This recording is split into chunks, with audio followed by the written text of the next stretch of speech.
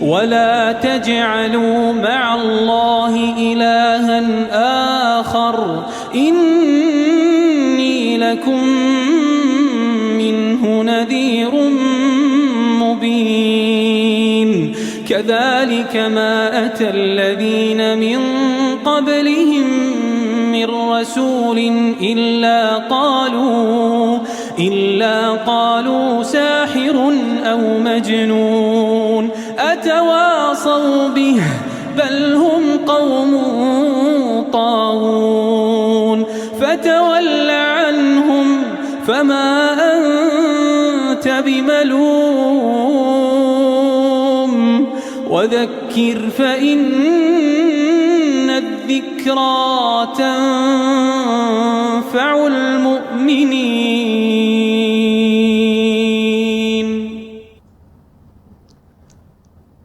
إن الحمد لله نحمده ونستعينه ونستغفره ونعوذ بالله من شرور أنفسنا وسيئات أعمالنا من يهده الله فلا مضل له ومن يضلل فلا هادي له وأشهد أن لا إله إلا الله وحده لا شريك له وأشهد أن محمدا عبده ورسوله صلوات ربي وتسليماته عليه وعلى آله وأصحابه ومن تمسك بسنته إلى يوم الدين.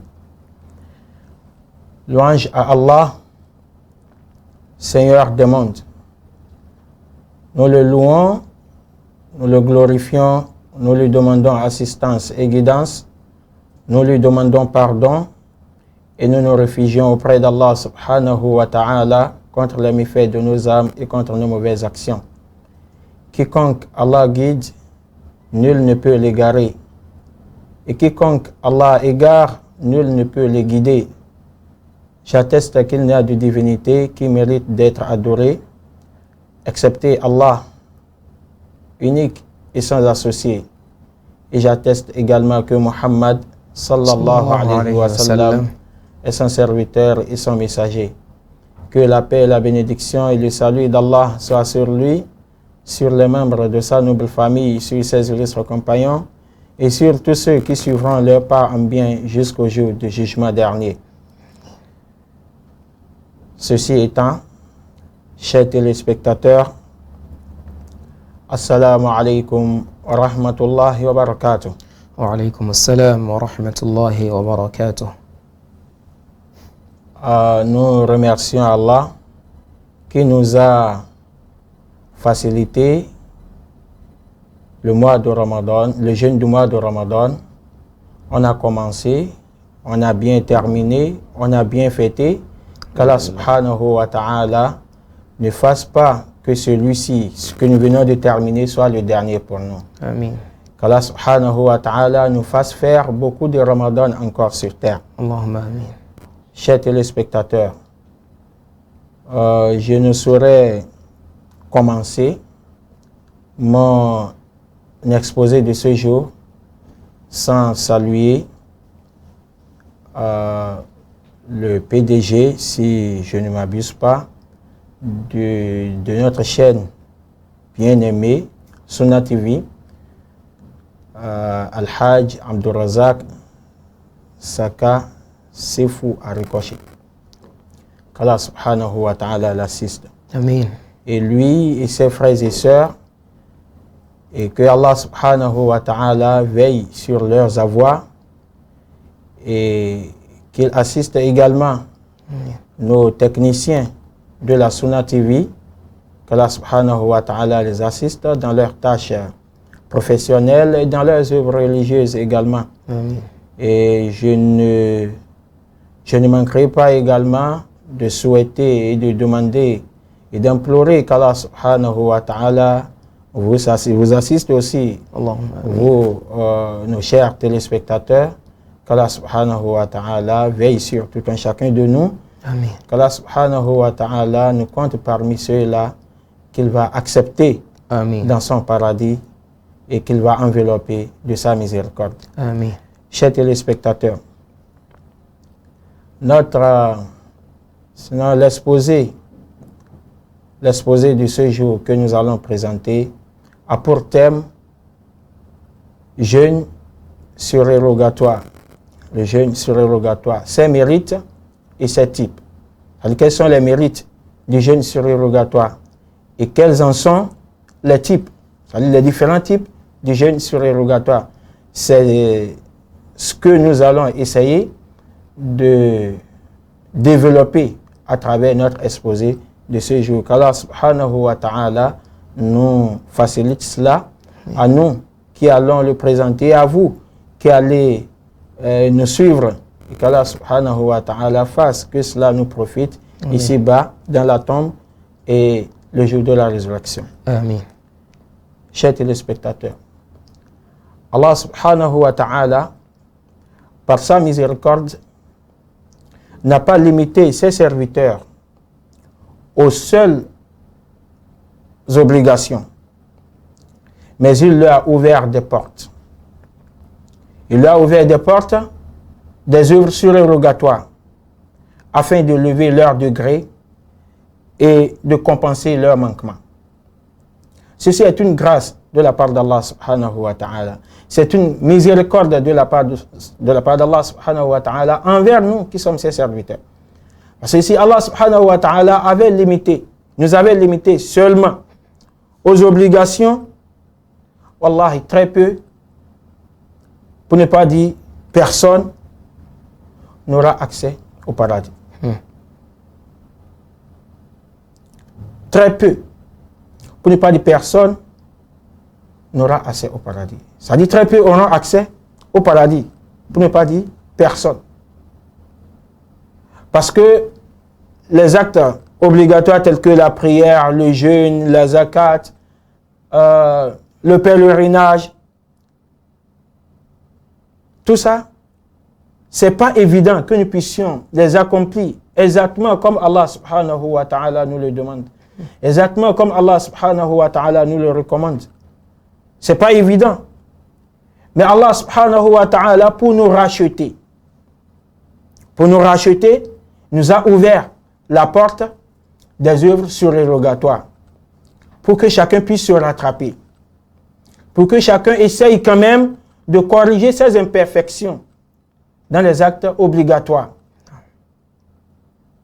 Quitte à nous maintenant de faire ou de laisser. Quitte à nous de faire ou de laisser. Qu'Allah subhanahu wa ta'ala nous facilite cela. Amen.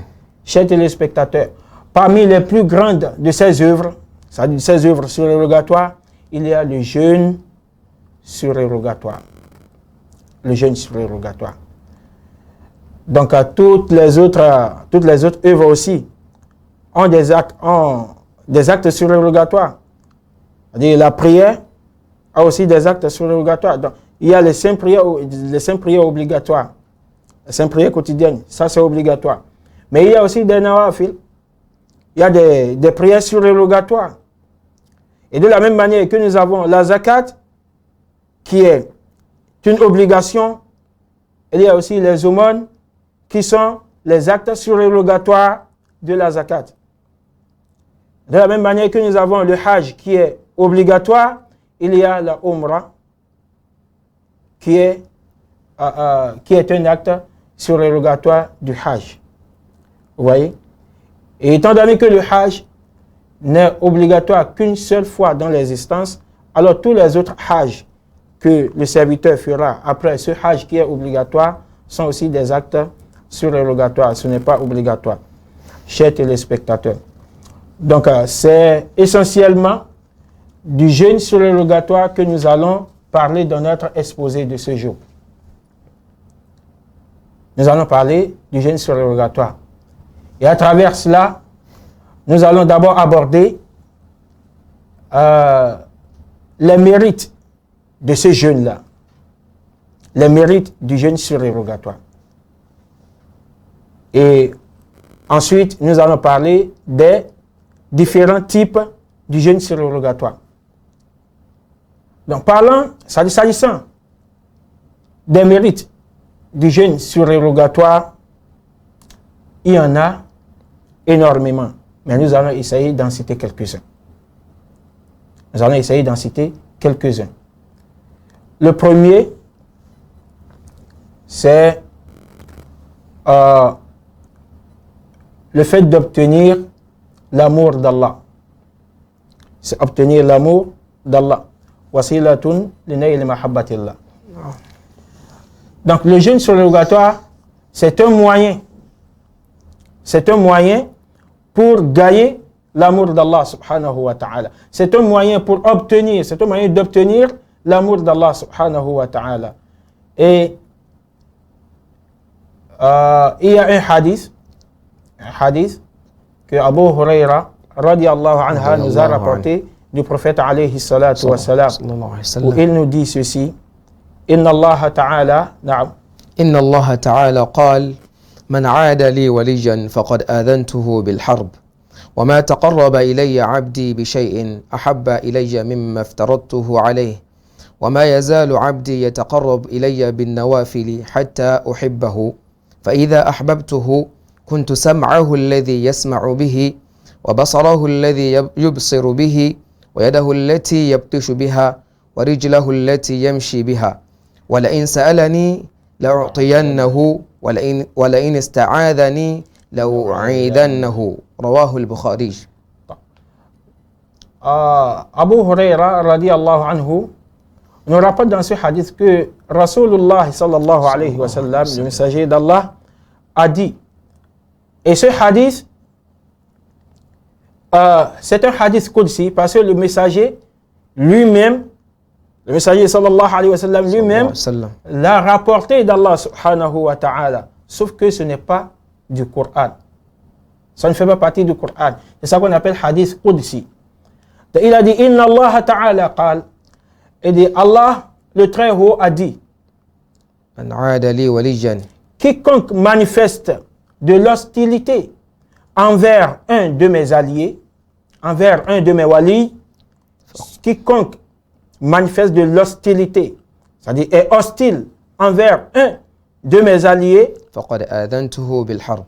je lui déclare la guerre. Allah dit, mon allié là sera tranquille. C'est moi-même qui vais déclarer la guerre à qui? À celui qui est hostile, à celui qui lui est hostile. À celui qui manifeste de l'hostilité à l'égard de mon wali. C'est moi-même qui me charge de lui déclarer la guerre. وما تقرب إلي عبدي بشيء أحب إلي مما افترضته عليه. Et dit, mon serviteur ne se rapproche de moi par rien de plus aimé que ce que je lui ai rendu obligatoire. Donc mon serviteur qui veut se rapprocher de moi, l'acte le plus aimé par lequel il peut se rapprocher de moi, c'est d'abord ce que je lui ai rendu obligatoire. Les 5 prières obligatoires, le jeûne du mois de Ramadan, la zakat, le hajj qui est obligatoire une seule fois dans l'existence. C'est d'abord par ça qu'il pourra se rapprocher de moi. Puis il dit, وما يزال عبدي يتقرب إلي بالنوافل حتى أحبه فإذا أحببته كنت سمعه الذي يسمع به. Et puis il dit, et mon serviteur ne cesse. Donc il va commencer par les actes obligatoires. Et il dit, il ne cesse de se rapprocher de moi par les œuvres surérogatoires. C'est-à-dire après les actes obligatoires, après les œuvres obligatoires, viennent maintenant les œuvres surérogatoires. C'est encore par cela que mon serviteur va se rapprocher de moi. Et il dit jusqu'à ce que je l'aime. D'après les œuvres obligatoires, il va commencer par là et il va continuer maintenant en ajoutant des œuvres surérogatoires jusqu'à ce que je l'aime. D'après les 5 prières obligatoires, il y a des nawafil. Il y a des nawafil. Il y a des nawafil qu'on appelle rawatib. Dans les actes, les prières surérogatoires qu'on accomplit avant ou après chaque prière obligatoire. Vous voyez, il y a ça. Et il y a aussi d'autres nawafil qu'on peut faire dans la journée, qu'on peut choisir de faire, en dehors des rawatib. Et il y a également des nawafil, c'est-à-dire des prières nocturnes, des nawafil de nuit. Et le prophète sallallahu alayhi wa sallam a dit que c'est ça qui est encore l'acte le plus aimé d'Allah subhanahu wa ta'ala, c'est-à-dire après les prières obligatoires. Après les prières obligatoires, la prière que Allah subhanahu wa ta'ala aime encore plus, c'est celle qui est accomplie la nuit. Les prières nocturnes. Vous voyez? Donc, et par rapport au jeûne, c'est le jeûne du mois de Ramadan qui est le jeûne obligatoire pour le musulman. C'est ça le jeûne que Allah nous a prescrit, que Allah nous a rendu obligatoire. Sauf si le musulman, le serviteur, le croyant lui-même a fait la promesse de jeûner, disant, oh Allah, si tu me fais ci, je vais jeûner 1 jour, 2 jours, 3 jours pour te remercier. Alors si Allah subhanahu wa ta'ala fait ce que le serviteur demande, c'est obligatoire maintenant pour le serviteur d'accomplir ce jeûne-là. C'est ça qui est encore le jeûne qui est obligatoire. Ouais. Sinon le jeûne que Allah lui-même nous a rendu obligatoire, c'est le jeûne du mois de Ramadan. En dehors de ce jeûne-là, par lequel le serviteur peut chercher à se rapprocher d'Allah subhanahu wa ta'ala, il y a d'autres jeûnes qui sont surérogatoires, par lesquels il va continuer son chemin vers Allah subhanahu wa ta'ala. Vous voyez? Et on va les citer tout à l'heure parce que c'est de ça qu'il s'agit beaucoup plus dans notre exposé de ce jour. Il y a aussi, comme je l'ai dit tout à l'heure, ce sont les Umrah. La Umrah, c'est ça qui est l'acte surrogatoire du Hajj. Et les aumônes sont les actes surrogatoires de la zakat, qui est obligatoire. Vous voyez? Donc, le prophète sallallahu alayhi wa sallam dit que c'est encore par ces actes, par ces œuvres surrogatoires que le serviteur peut se rapprocher encore d'Allah subhanahu wa ta'ala. Après quoi? Après les actes obligatoires, après les œuvres obligatoires. Donc, on ne peut pas laisser les œuvres obligatoires et vouloir chercher, c'est-à-dire vouloir se rapprocher d'Allah subhanahu wa ta'ala uniquement par les œuvres surrogatoires. Ça n'aura pas de sens. Ça n'aura aucun sens auprès d'Allah subhanahu wa ta'ala. Non. قال فإذا أحببته كنت سمعه الذي يسمع به. Et le prophète sallallahu alayhi wa sallam poursuit. Là, c'est Allah subhanahu wa ta'ala qui parle. Non. Ce n'est pas le prophète, c'est Allah. Il dit, et lorsque je l'aime, إذا أحببته, et lorsque je l'aime, lorsque mon serviteur devient quelqu'un que j'aime maintenant, quelqu'un pour qui j'ai mon amour maintenant, alors كنت سمعه, الذي يسمع به. Je deviens son ouïe par laquelle il entend. Je deviens son ouïe par laquelle il entend. Et وبصره الذي يبصر به. Sa vue par laquelle il voit. Donc ce qu'il entend, c'est-à-dire il ne va entendre que ce qu'Allah subhanahu wa ta'ala entend. Il ne va voir que ce qu'Allah subhanahu wa ta'ala voit. Quand il voit, c'est Allah qui voit. Quand il entend, c'est Allah qui entend. ويده التي يبطش بها. Et quand il saisit quelque chose avec sa main, c'est Allah qui saisit. Donc Allah dit, je deviendrai sa main par laquelle il saisit et son pied avec lequel il marche. التي يمشي بها. Son pied avec lequel il marche. Donc, c'est-à-dire, il ne fera rien sans que ce soit Allah subhanahu wa ta'ala qui le fasse. C'est ça, waliyullah. Et il dit, ولئن سألني s'il me demande, لأعطينه, je lui donnerai certes. S'il me demande, je lui donnerai certes. ولئن استعاذني لأعيذنه. Et s'il cherche refuge auprès de moi, je le protégerai. Allah. Voilà ce qu'on peut faire avec les actes surrogatoires. Donc avec le jeûne surrogatoire, en dehors, c'est-à-dire après le jeûne du Ramadan qui est obligatoire pour le musulman, il peut chercher à se rapprocher d'Allah subhanahu wa ta'ala avec les jeûnes surrogatoires. Ça, c'est un des mérites du jeûne surrogatoire. Sinon des œuvres surrogatoires de façon générale, mais surtout du jeûne surrogatoire, puisque c'est de ça qu'il s'agit dans notre exposé. Et Ibn Hajar al-Asqalani, rahimahullah, nous dit que dans ce hadith, il y a une preuve que la persévérance dans les œuvres surérogatoires mène à l'amour d'Allah subhanahu wa ta'ala. Et que cet amour est la cause de la réussite du serviteur dans tous ses états. C'est à cause de la réussite du serviteur dans tous ses états. D'abord, il dit que c'est une preuve de la persévérance dans les œuvres surérogatoires. C'est-à-dire, c'est une preuve que la persévérance dans les œuvres surérogatoires mène à l'amour d'Allah subhanahu wa ta'ala. Là, il faut comprendre quelque chose. Ce n'est pas seulement l'acte surrogatoire, là même, qui mène à l'amour d'Allah subhanahu wa ta'ala. Parce qu'il a dit quoi? Et mon serviteur ne cesse de se rapprocher. Vous voyez? Ne cesse, c'est très important. Le mot ne cesse. Mon serviteur ne cesse. Ça veut dire qu'il persévère. Donc ce n'est pas accomplir l'acte surrogatoire aujourd'hui et peut-être c'est peut-être après 2 mois, 3 mois, 4 mois, 6 mois qu'il va encore se rappeler maintenant pour l'accomplir une autre fois. Non. Il doit être persévérant là-dedans. Il doit être persévérant. Il doit le faire de façon régulière. C'est ça ce qu'Allah subhanahu wa ta'ala attend de nous. Et c'est ainsi que le serviteur pourra accéder, pourra gagner l'amour d'Allah subhanahu wa ta'ala. Donc il faut cette persévérance-là. Ce n'est pas l'acte même, mais c'est la persévérance-là qui mène à l'amour d'Allah subhanahu wa ta'ala. Et une fois que Allah subhanahu wa ta'ala aime ce serviteur, alors il va réussir. Allah va l'aider à réussir dans tous ses états. Allah va l'aider à réussir dans tous ses états. Ça, c'est Ibn Hajar al-Asqalani qui nous l'a dit.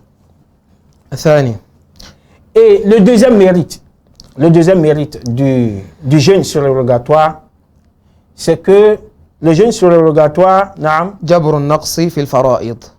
le jeûne surrogatoire est une compensation des manquements.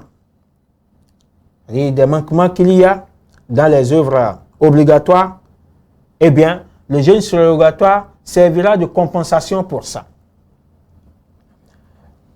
Selon Abu Huraira, radiyallahu anhu, le prophète alayhi salatu wa salam a dit Inna awwala ma yuhasabu bihi al-'abdu yawm al-qiyamati min 'amalihi salatuhu. Il dit la première chose pour laquelle le serviteur sera jugé au jour de la résurrection parmi ses œuvres sera sa prière. Donc c'est la prière. La première chose pour laquelle le serviteur sera jugé le jour de la résurrection, c'est sa prière.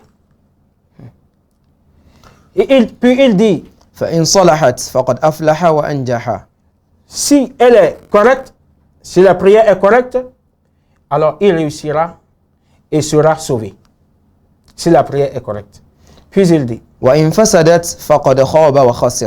et si elle est déficiente, si la prière est déficiente, alors le serviteur sera perdant.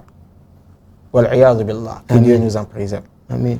Puis il continue en disant, فإن انتقص من فريضته شيء قال الرب انظروا هل لعبدي من تطوع فيكمل بها ما انتقص من الفريضة ثم يكون سائر عمله على ذلك. Voilà. Donc, la prière dont on a parlé tout à l'heure, ce sont les prières obligatoires, ça. Il s'agit des prières obligatoires. Si c'est correct, alors le serviteur sera sauvé. Mais si c'est déficient, il sera perdant. Mais Allah subhanahu wa ta'ala, dans sa miséricorde, nous ouvre une porte maintenant pour nous racheter. Le prophète alayhi salatu wa salam dit que si il manque quelque chose dans les actes obligatoires du serviteur, Allah subhanahu wa ta'ala dira alors, regardez si mon serviteur a des œuvres surérogatoires à son actif. S'il a des œuvres surérogatoires à son actif, afin de compléter ce qui manque dans ses obligations. Et il dit, puis le reste de ses œuvres sera jugé de la même manière. C'est-à-dire, le jeûne aussi sera jugé de cette façon. Donc, s'il a des manquements dans la prière, Allah va dire, bon, regardez, s'il a des nafilas, s'il a des prières surérogatoires à son actif, eh bien, avec ça, on va combler le vide qu'il y a. On va compenser les manquements qu'il y a dans ces prières obligatoires. Et la même chose se fera pour le jeûne. La même chose se fera pour la zakat. Donc, si le jeûne du mois de Ramadan n'a pas été bien fait, s'il y a des manquements dans l'accomplissement de ce jeûne du mois de Ramadan, alors Allah subhanahu wa ta'ala va demander à ce qu'on regarde dans les œuvres de ce serviteur, est-ce qu'il a des jeûnes surrogatoires à son actif? S'il a des jeûnes surrogatoires à son actif, heureux soit celui-là. Heureux soit-il.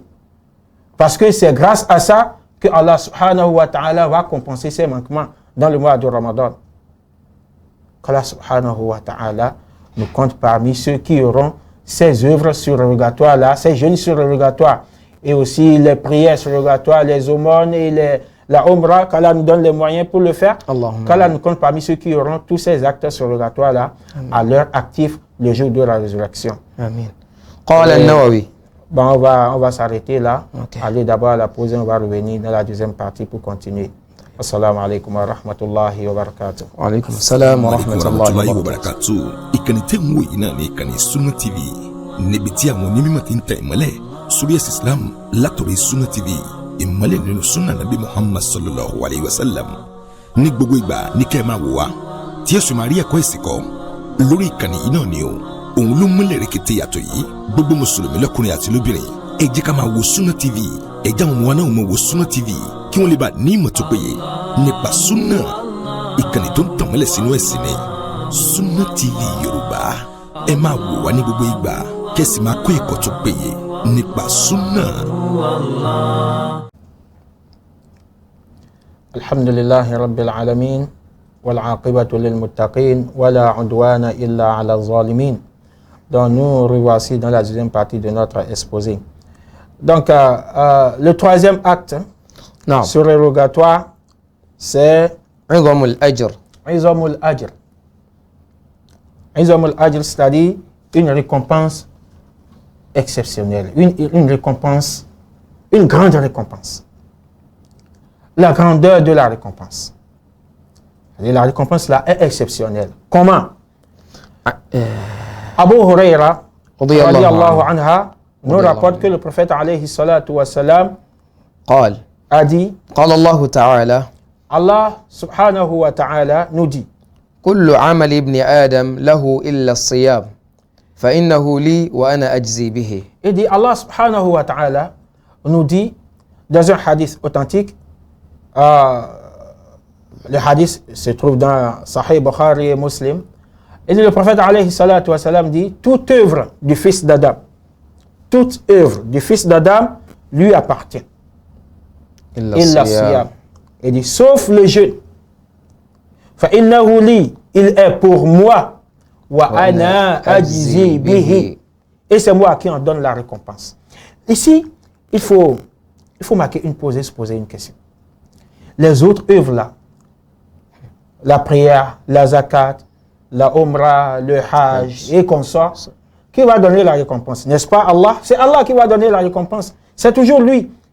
Mais ici, de façon exceptionnelle, il dit, c'est moi qui donne la récompense du jeûne. Comme pour dire quoi? Imaginez quelle sera la récompense. Imaginez vous-même. Par rapport à la prière, par exemple, Allah subhanahu wa ta'ala a dit que celui qui accomplit la prière, et le prophète alayhi salatu wa salam nous dit dans un hadith authentique que celui qui accomplit la prière obligatoire en jama, dans un hadith, il dit, il aura plus de 25 hasana. Et cela peut augmenter, peut se multiplier. Dans un autre, il dit plus de 27 hasana. Et cela peut augmenter. Et là, c'est par rapport à quelqu'un qui prie seul. Vous voyez? Donc là, c'est comme si la récompense est quantifiée. Mais quant au jeûne, Allah subhanahu wa ta'ala dit que la récompense est inquantifiable.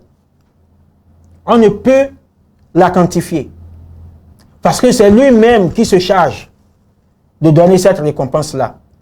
Et il dit, pourquoi? Il dit parce que, dans un autre hadith, il dit que parce que mon serviteur qui jeûne a abandonné. Il a abandonné son manger, il a abandonné son boire et il s'est abstenu de servir, d'assouvir son désir charnel à cause de qui? À cause de moi. Il dit, à cause de moi. Il a faim, mais il ne peut pas manger. Il a de quoi manger, mais il ne peut pas. Il a soif, il a de quoi étancher la soif, mais il ne peut pas. Il fait tout cela à cause de qui? À cause de moi. À cause de moi, il le fait. Et c'est pourquoi Allah, il a son épouse, là, il éprouve des désirs charnels, mais il ne peut il ne peut pas les assouvir. Il ne peut pas se satisfaire. À cause de qui? À cause de moi. Et Allah subhanahu wa ta'ala dit, comme récompense, c'est moi-même qui vais me charger de lui donner la récompense. C'est moi-même. Comme si ce n'est pas Allah qui va récompenser le serviteur pour les autres œuvres. Vous voyez? Ça, c'est pour montrer combien le jeûne est grand, combien la récompense du jeûne est grande et combien c'est énorme. Et قال ابن رجب الحنبلي إنما أضيف الصيام إلى الله لأنه سر بين العبد وربه. Ibn Rajab al-Hanbali, rahimahullah, nous dit dans la Ta'if al-Ma'arif, il dit, le jeûne a été spécifiquement attribué à Allah en raison de sa sincérité. Lorsqu'Allah dit, فَإِنَّهُ لِي, le jeûne m'appartient, le jeûne c'est pour moi, c'est pour moi. Il dit, Allah s'est spécifiquement attribué le jeûne en raison de sa sincérité. Oui. De toutes les œuvres d'adoration, c'est le jeûne qui montre combien on est sincère. C'est le jeûne qui montre combien on est sincère. Parce que quand on a soif, seul, dans son coin, dans sa chambre, à la maison, on peut manger et sortir et dire qu'on est toujours en train de jeûner. Mais on craint qui? On craint Allah subhanahu wa ta'ala. On sait que si on le fait, Allah nous voit. Là, c'est un autre degré du jeûne, ça. Là, le jeûne montre al-ihsan que le serviteur a. Al-ihsan. Lorsque le prophète alayhi salatu wa sallam dit al-ihsan, an ta'budu Allah ka'annaka tarah, fa in lam takun tarah, fa innahu yarak. Al-ihsan, c'est la perfection. Dans les actes, c'est que tu adores Allah comme s'il te voyait. Et si toi, tu ne le vois pas, sache qu'il te voit. Sache qu'il te voit. C'est que tu adores Allah comme si tu le voyais. Et si toi, tu ne le vois pas, sache que Allah, lui, il te voit. C'est ça, al-ihsan. Donc, le jeûneur, à travers son jeûne, fait preuve de cela. Parce que tout en étant seul, il pouvait manger, il pouvait boire. Et sortir entre ses camarades, entre ses amis, dans la famille, il dit qu'il est toujours en train de jeûner. Mais grâce à cette sincérité-là, il n'arrive pas à le faire. Vous voyez? Et il dit, là c'est Ibn Rajab al-Hanbali, il dit, le jeûne a été spécifiquement attribué à Allah en raison de sa sincérité, car il est un secret entre le serviteur et son Seigneur. Le jeûne, c'est un secret entre le serviteur et son Seigneur. Je peux jeûner sans que personne ne sache. Là, c'est le secret du jeûne, ça. Et ça montre la sincérité de cet acte-là. Ou bien la sincérité de celui qui pose cet acte-là. Vous voyez? Donc, le jeûne, ce n'est pas un acte comme tous les autres. Ce n'est pas une œuvre comme tous les autres. C'est une œuvre qui fait preuve de beaucoup de sincérité et de beaucoup de taqwa. Beaucoup de la crainte d'Allah subhanahu wa ta'ala. Et le quatrième mérite du jeûne surrogatoire, al-wiqayatu min an-nar, c'est que le jeûne surrogatoire est une protection contre le feu. C'est une protection contre le feu. D'après Abu Sa'id al-Khudri, radiyallahu anhu, le prophète alayhi salatu wa salam nous dit, ما من عبد يصوم يوما في سبيل الله إلا باعد الله بذلك اليوم وجهه عن النار 70 خريفا. Subhanallah, sallallahu alayhi wa sallam, il dit, le prophète alayhi salatu wa salam dit, il n'y a pas un serviteur qui jeûne un jour dans le sentier d'Allah sans qu'Allah subhanahu wa ta'ala n'éloigne son visage du feu de 70, Allah. combien? 70 heures, 70 jours, 70 mois, 70 ans. Allah. Subhanallah. Sans qu'Allah subhanahu wa ta'ala n'éloigne son visage du feu de 70 ans. C'est-à-dire quoi? La marche que l'on peut faire, la distance que l'on peut parcourir en 70 ans, c'est de cette distance, c'est-à-dire le serviteur sera éloigné du feu d'une distance qui équivaut à cela. D'une distance qui équivaut à 70 ans de marche, Allah. 70 ans de parcours. Subhanallah. Pour un seul jour, jeûner sur le sentier d'Allah subhanahu wa ta'ala. Un seul jour. Imaginez quelqu'un qui a jeûné 30 jours. 30 jours. 30 jours. Voyez combien, quelle sera la distance dont il sera éloigné du feu. Qu'Allah subhanahu wa ta'ala nous facilite cela. Amin. Et un autre. قال القرطبي. Non, on laisse ça. اوكي طيب. الخامس. Là, le mérite, le cinquième mérite du jeûne surrogatoire, تمييز خاص في الجنة. c'est que le jeûne surrogatoire est une distinction au paradis. Ça constitue une distinction. Ça nous donne, ça nous distingue. Ça distingue le jeûneur parmi les autres serviteurs. Donc, le jeûne surrogatoire donne une distinction au paradis. Non.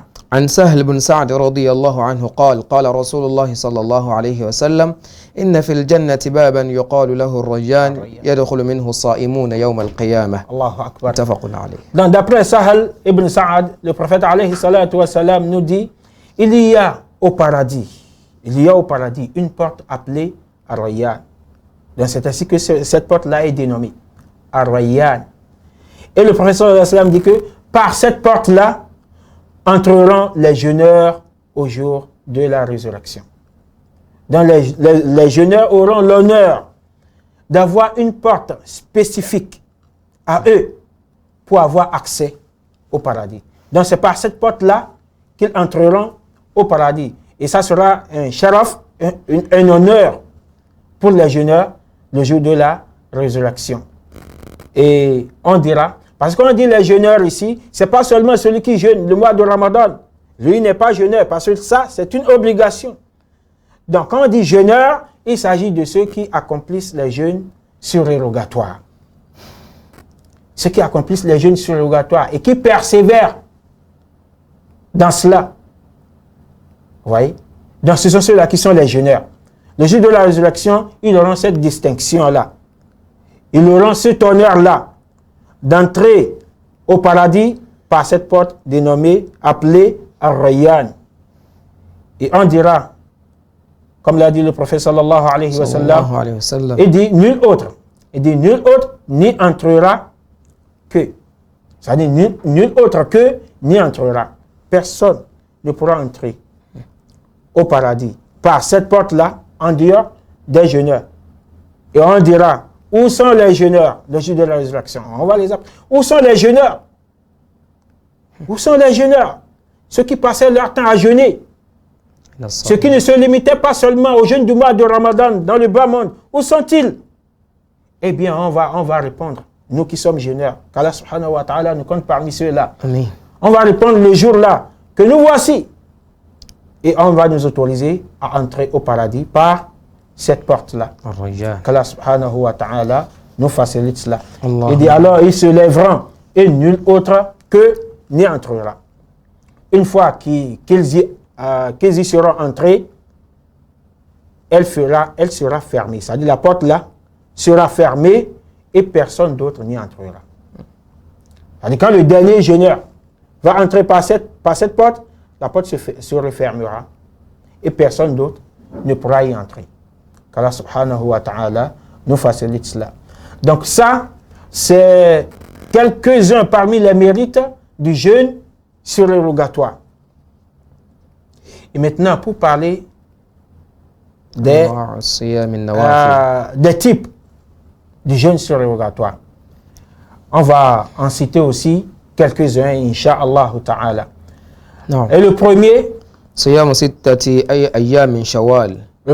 sont les 6 jours de Shawwal.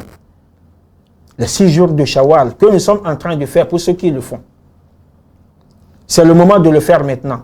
Parce que ce jeûne-là, ces 6 jours-là se feront pendant le mois qui vient directement, qui suit directement le mois de Ramadan. C'est le mois dans lequel nous sommes actuellement. Shawwal. Le 10e mois du calendrier lunaire. Le 10e mois, le mois de Shawwal. Donc, le prophète sallallahu alayhi wa sallam nous recommande de jeûner 6 jours pendant ce mois-là. قال صلى الله عليه وسلم من صام رمضان ثم أتبعه 6 من شوال كان كصيام الدهر. Il dit, celui qui jeûne Ramadan, puis le fait suivre de 6 jours de Shawwal, est comme s'il avait jeûné toute l'année. C'est comme s'il avait jeûné toute l'année. Et c'est ça que d'autres ont mal compris. Et ils disent, ah, là, si je dis d'autres, c'est ceux qui n'acceptent pas ce hadith-là. Ceux qui disent que ce hadith-là n'est pas authentique. Quand bien même c'est authentique. Et il y a des preuves qui montrent son authenticité. Mais quand même, il y a des gens qui disent que si ce hadith-là est authentique, alors là, il est en train, le prophète sallallahu alayhi wa sallam est en train de donner plus de valeur à ces 6 jours-là qu'au mois de Ramadan.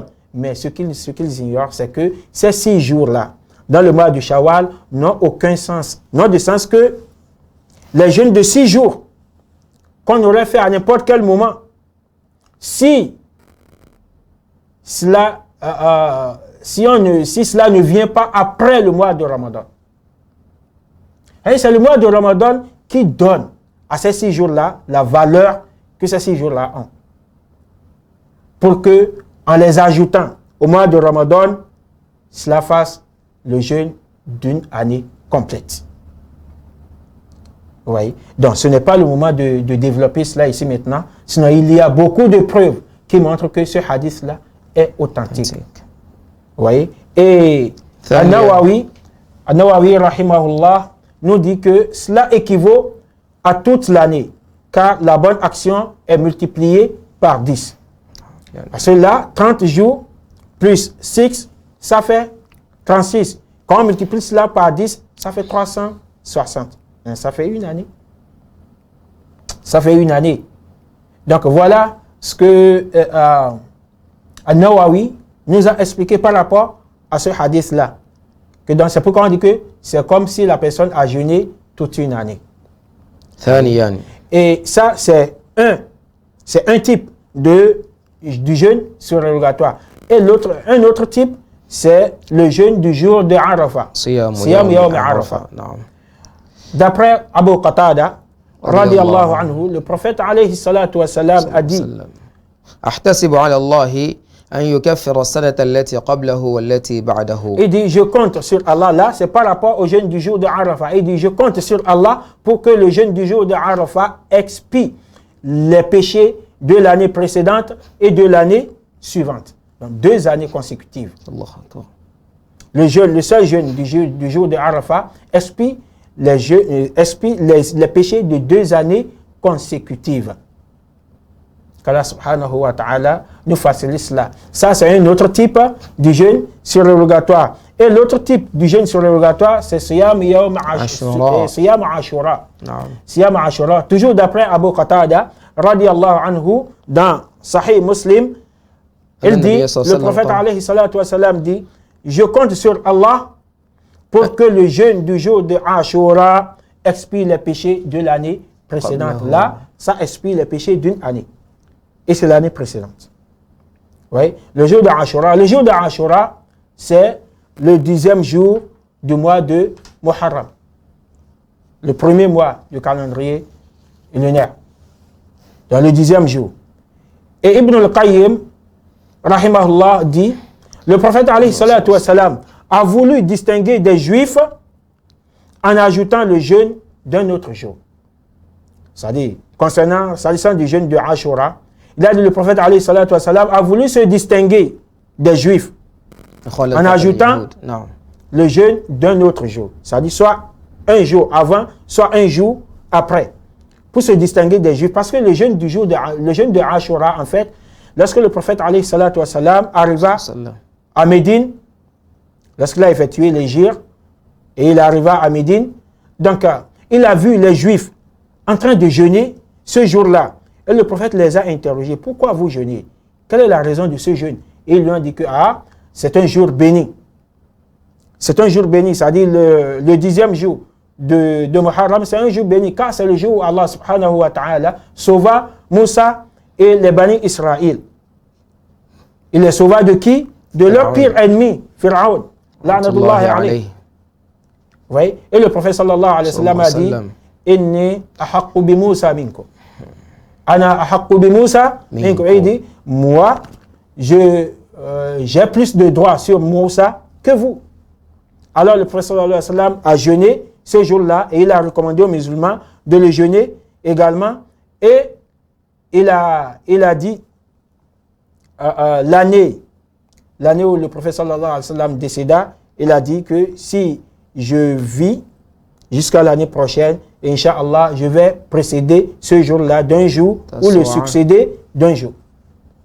Je vais jeûner un jour avant ou un jour après pour me démarquer des Juifs. Le prophète sallallahu alayhi wa sallam a l'habitude de faire cela. Il n'aime pas faire exactement comme les gens du livre. Et le quatrième type de jeûne surrogatoire, c'est le jeûne du lundi et jeudi. Le jeûne du lundi et jeudi, c'est les jeûnes surrogatoires que le prophète sallallahu alayhi wa sallam nous recommande également. Et le cinquième type, nous avons le jeûne de 3 jours de chaque mois, qu'on appelle Al-Ayyam al-Bir, les jours blancs. 13, 14, 15 de chaque mois lunaire. Donc, jeûner ces jours-là, c'est recommandé par le prophète, alayhi salatu wassalam. Et le 6e type de jeûne surrogatoire, c'est le jeûne de Nabiullah Daoud, alayhi salam. Jeûner un jour, laisser un autre jour, jeûner un autre jour d'après, c'est-à-dire jeûner 1 sur 2 jours. Jeûner 1 jour sur 2, voilà. Jeûner 1 jour sur 2. C'était le jeûne de Nabiullah Daoud, alayhi salam. Et le prophète sallallahu alayhi wa sallam a dit que c'est le meilleur jeûne, ça.